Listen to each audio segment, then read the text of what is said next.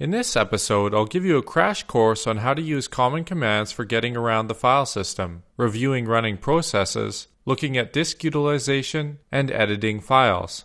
Let's jump over to a CentOS 6.4 64-bit virtual machine, where we can have a closer look. First, let's list the directory contents of slash by running ls/.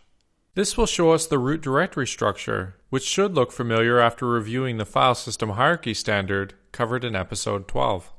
The ls utility shows us the directory contents, but there are many command line options for the ls utility we can use. To find out what they are, we can use this extremely handy utility for looking at the documentation or manual pages, and it's called man.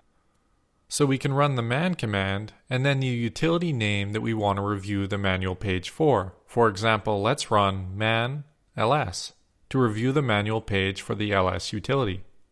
I use the page up and page down commands to move around the document. The man pages are great for learning about what all these utilities can do. You can also hit the letter H to review the help page or the letter Q to quit the man page.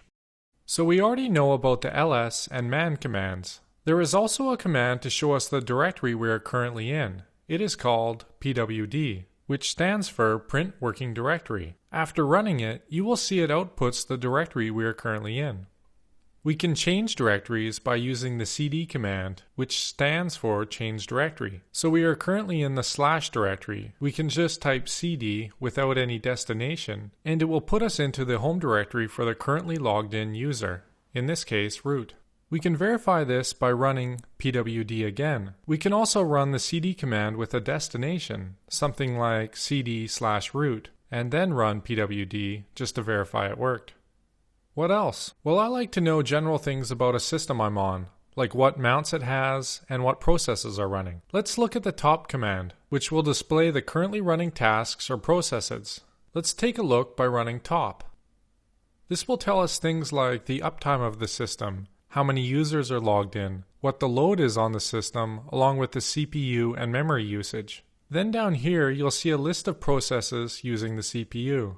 Top is very handy, and there are lots of options. I suggest checking out the man pages for it. You can hit the letter Q to quit. If you just want to output the currently running tasks, you can also run the ps command, which will give you a snapshot of the currently running tasks. Let's run ps aux. Let's just scroll up and let me explain a little about the output. The first column displays the user who owns the process. Next, the process ID or PID. Next, we have a percentage of the CPU and memory. And then the last column over here displays the command. So let's take a look at the last line here. This is the root user, the process ID, CPU, memory, and then we have the command which was executed. In this case, we ran ps aux. The top and ps commands are useful for peeking into what is running on a particular system. Okay, now that we know about the ls, man, cd, pwd, top, and ps commands, what about file system mounts and storage? To see what mounts a system has, like to see how much storage is free, etc., let's run the df command. I'm going to run df-h, which will return the output in a human-readable format. Let me explain what we're looking at here. We have the mount device, size, space used, free space, percentage used, and our mount point.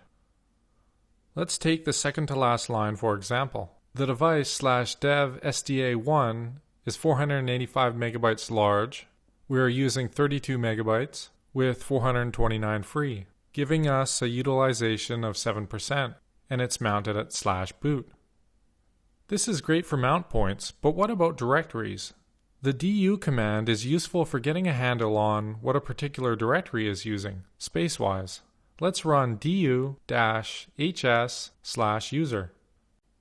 I just want to cover a couple additional commands for working with files and directories.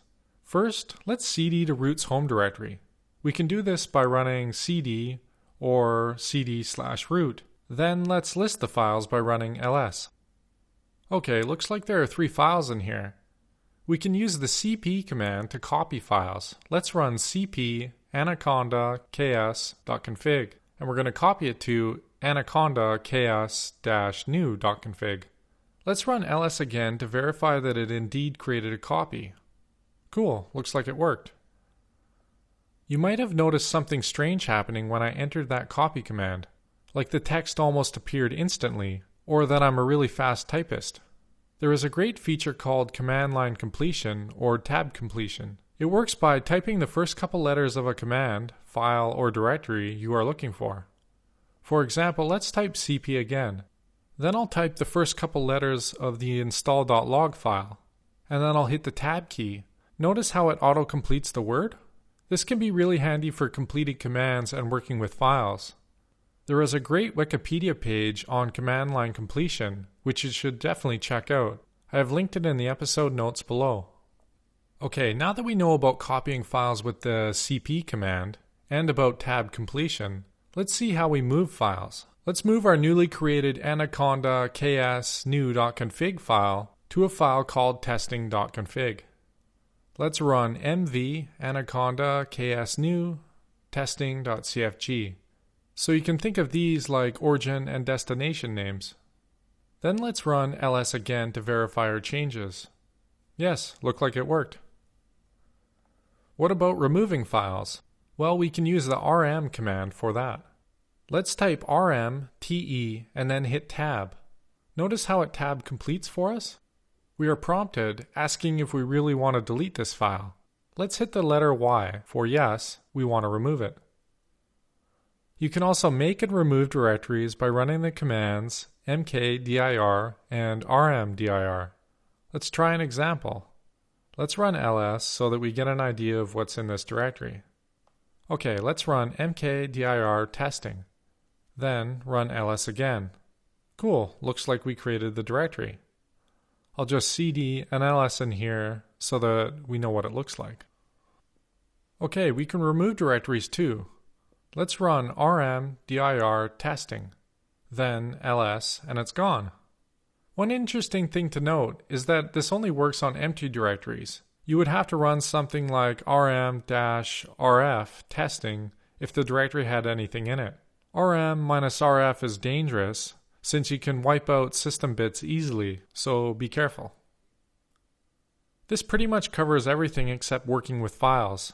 I just want to show you a couple quick commands for looking at and editing text files. There is a great tool for looking at text files called less. For example, let's say we want to look at the anaconda ks file here. Let's run less anaconda-ks and then hit enter.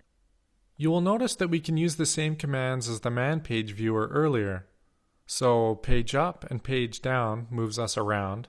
The letter H shows the help, and the letter Q exits the viewer. Easy enough, right? There is also a command to simply dump the contents to our terminal window. Let's run cat anaconda-ks. You'll notice that it printed it on the screen. We can just use the scroll up and down functions of the terminal to review the document. Note that this isn't good for larger files. This is where the less command comes in handy. Okay, to conclude this episode, let's look at a simple editor that we can use to view and change files. First, let's create a copy of our anaconda-ks file and call it testing.cfg. We will use this vi command, so let's type vi testing.cfg. Vi is extremely powerful, and there have been books written about it, so anything I say here will not do it justice. But let me just show you a basic way to edit files. Let's hit the insert key. It's located over by the page up and page down buttons. You'll notice down in the bottom left-hand corner that an insert keyword appears. This means that we are in insert mode, and we can just type freely, so we can enter new lines or change things easily. To exit insert mode, we hit the escape key. Then to save the file, we need to type without quotes :WQ and then hit enter. Let's type this. So let's hit escape. Notice that the insert keyword is gone now. Then let's type : Notice that it's displaying our output in the bottom left-hand corner where the insert used to be. Then we'll type WQ. This stands for write and quit. Done. We just updated the file. Let's use the less command to review our edits. So let's type less testing.cfg. Great, it looks like it worked. I know we covered a lot in this episode, but armed with these commands and an understanding of the file system layout, you are well equipped to explore Linux-based systems. You should also check out the man pages for the commands listed in this episode. And if you want to create a virtual machine, check out episode number 1, where I talk about VirtualBox and CentOS. Alright, that concludes this episode. Thanks for watching. If you would like to get notified about future episodes, please subscribe to my mailing list.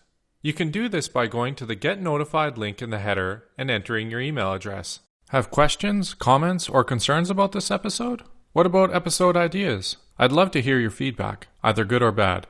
Shoot me an email, justin@sysadmincasts.com.